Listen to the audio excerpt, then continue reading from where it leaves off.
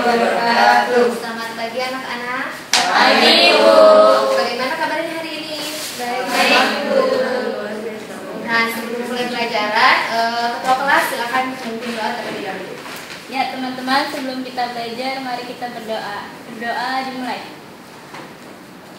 Selesai. Nah, hari ini masih semangat untuk belajar kan? Terus semangat ya. Hari ini kita akan kembali mempelajari tentang faktor-faktor yang mempengaruhi tentang laju reaksi. Minggu kemarin kan kita sudah mempelajari sebagian dari faktor-faktor tersebut ya. Nah, coba siapa yang tahu sebutkan faktor-faktor yang kemarin sudah kita pelajari? Konsentrasi. Suhu, apa ya? Pertama, terus konsentrasi, terus katalis. Nah, berarti ada yang masih belum kita pelajari ya? Ada yang sudah baca buku pelajaran? Saya, Bu. Apa? Kalau nggak salah kemarin saya baca buku tentang satu lagi ya, luas permukaan. Nah, hari ini kita akan mempelajari tentang luas permukaan. Tapi sebelumnya, Ibu ingin bertanya terlebih dahulu. Nah, ada yang suka mencuci baju nggak di rumah? Saya semuanya pernah ya. Nah, ketika menjemur pakaian, kan terkadang kita menggunakan gantungan kawat jemur atau disimpan langsung di kawat jemuran. Nah, coba. Lebih cepat kering yang mana, yang digantung atau yang disimpan langsung di kawat jemuran? Digantung mungkin, Bu. Hah? Digantung mungkin. Yang digantung. Kenapa alasannya ini? Mungkin karena dia lebar gitu, Bu, itunya terus. Oh ya. Nah, simpan dulu jawabannya ya. Nah, ada fenomena lain yang ibu ceritakan. Mungkin ketika nenek-nenek kalian zaman dulu memasak menggunakan tungku, kan menggunakan kayu bakar. Nah, kenapa kayu bakar yang digunakan itu selalu dipotong-potong? Biar hemat, Bu. Biar kayu bakar nggak langsung satu gelondongan dimasukin kan dibakar. Kenapa selalu potong-potong? Biar yang apinya gede, Bu. Nah, demonstrasi kita kali ini akan menjawab semua pertanyaan yang timbul dari fenomena-fenomena yang tadi Ibu kemukakan. Sebelumnya kalian sudah duduk berkelompok kan? Sudah. Luas permukaan. Ada kata luas, ada kata permukaan. Kalau mendengar kata luas, kalian pasti berpikir, oh iya, luas, panjang, kali lebar menghasilkan satu luas kan, nilai luas. Kalau permukaan, apa sih permukaan? Hari ini kita akan mendemonstrasikan hal yang berkaitan dengan hal tersebut. Nah, Ibu membutuhkan, tapi sebelumnya kita lihat dulu skema pembelajaran atau ya, kemarin kan kita sudah mempelajari konsentrasi, katalis, sama suhu. Laju reaksi kan, memang kali ini. Laju reaksi ini ternyata didasarkan kepada teori tumpukan. Kemarin kan kita sudah menjelaskan di waktu konsentrasi dan suhu kan. Nah, coba apa kaitannya? Kita ulang kembali. Ada yang tahu? Dana, coba. Kalau partikel di dalam suatu sistem itu makin banyak, Ya. maka waktu bereaksinya semakin cepat karena semakin banyak yang terjadi tumbuk-tumbuk Itu di konsentrasi. Nah, lalu apa hubungannya dengan si luas permukaan tadi? Hari ini akan dibuktikan dari demonstrasi yang akan Ibu tunjukkan.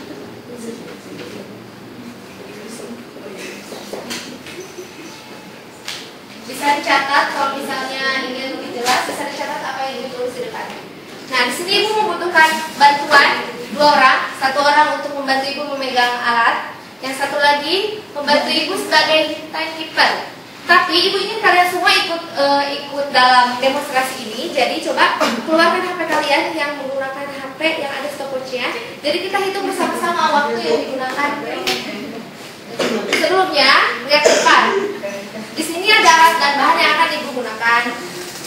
Untuk bahannya sendiri, di sini Ibu menggunakan menggunakan CaCO3 atau yang biasa disebut batu Walam. Ada yang berbeda dari kedua batu ini? Lihat, ada yang berbeda dari kedua.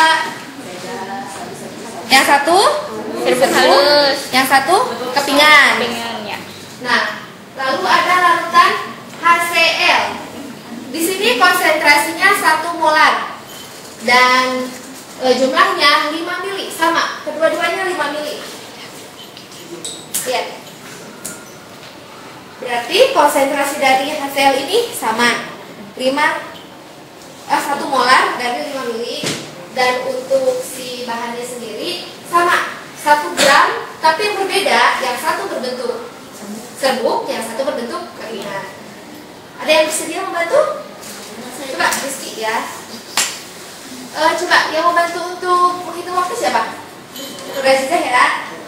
Tapi yang lain coba gunakan HP kalian untuk ikut berdemonstrasi, setidaknya untuk menghitung waktu. Coba kamu pegang ya kepingan ke depan. Lihat. Hitung sampai 3, kita bareng-bareng ya.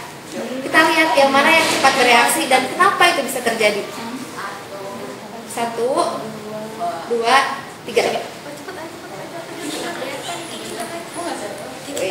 Kita bawa jangan tutupin.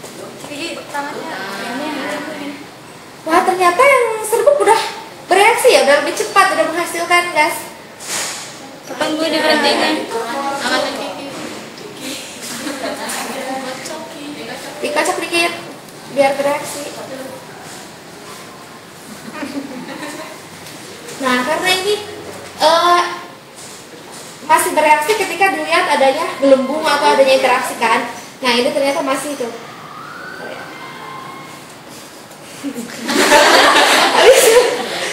Ini masih, oh iya masih, lihat ini masih ada gelembung-gelembung, berarti dia masih bereaksi. Yang ini, nah udah hampir selesai. Coba stop. Berapa waktunya? 54 detik untuk waktu bereaksi yang serbuk ya, ketika serbuk direaksikan dengan HCl. Coba ini udah selesai. Stop dulu, jangan. Masih ternyata. Ternyata kok ini lebih lama ya. Nah, itu dia pertanyaannya. Ada yang ingin menambahkan kenapa kok yang serbuk lebih cepat sedangkan yang kepingan itu lebih lama bereaksinya? Ada yang tahu? Ada ya? Tadi Berkaitan nggak sih ini dengan tadi yang ibu kemukakan luas permukaan? Iya, Bu. Coba lihat ke depan. Ibu di sini membawa 2 kubus. Kita analogikan ya. Kubus ini tuh diibaratkan si CaCO3 kepingan tadi, dan yang ini diibaratkan yang serbuk. Tapi awalnya sama kan? Ini kan? Diibaratkan ini sama-sama 1 gram dan bentuknya juga masih sama.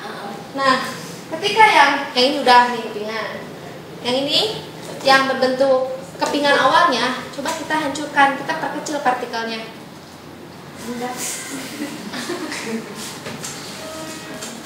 Nih, kita perkecil.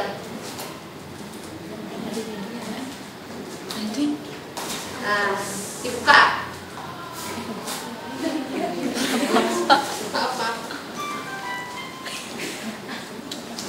Nah, ibaratkan kita buka seperti ini. Berarti ada beberapa beda kan bagian sentuhnya.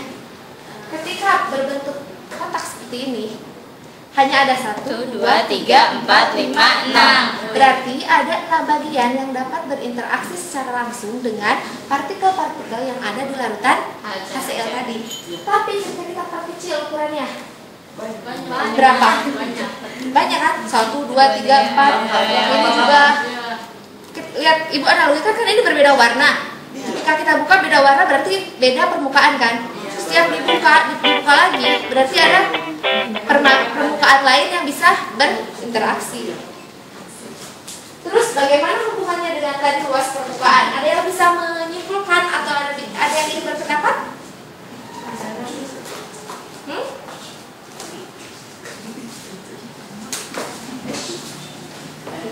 Jadi semakin kita memperkecil ukuran dari partikel itu sendiri, maka luas bidang sentuhnya akan semakin banyak kan, semakin besar. Coba lihat, ketika bidang sentuhnya, ketika ukurannya besar, bidang sentuhnya hanya 1, 2, 3, 4, 5, 6. Dianalogikan hanya 6 bagian bidang sentuh. Tapi ketika ukurannya kita perkecil, partikel kita perkecil, bidang sentuhnya semakin banyak. 1, 2, 3, 4, tambah yang ini 5, 6, semakin banyak. Berarti kemungkinan dia untuk bereaksi dengan si larutan molekul-molekul yang ada di larutan HCl itu semakin besar juga kan. Jadi ada yang menyimpulkan? Ada yang ingin membantu menyimpulkan? Jadi semakin kecil partikelnya, luas permukaannya semakin banyak dan mempengaruhi laju reaksi. Nah, berarti kesimpulannya si luas permukaan ini mempengaruhi nggak? Kenapa dia disebut mempengaruhi? Karena ketika ukuran partikelnya, maka luas permukaan bidang sentuhnya semakin banyak. Iya, semakin besar luas permukaan bidang sentuhnya, maka hal itu akan mempengaruhi terhadap laju reaksi. Nah, mungkin untuk demonstrasi kita kali ini selesai. Kalian bisa mengaplikasikan, sebenarnya banyak aplikasi laju reaksi di kehidupan sehari-hari. Seperti yang fenomena yang tadi Ibu jelaskan di awal, itu kan terjadi di kehidupan sehari-hari kan. Nah, tugas kalian tolong cari artikel, sumber-sumber artikel yang menjelaskan tentang aplikasi laju reaksi, yang aplikasi faktor-faktor yang mempengaruhi laju reaksi, yaitu luas permukaan, di resume, dan minggu depan dikumpulkan. Coba cari aplikasi di kehidupan sehari-hari ya tentang luas permukaan. Baik, kita akhiri saja pembelajaran kali ini. Kita ucapkan hamdalah bersama-sama. Alhamdulillah.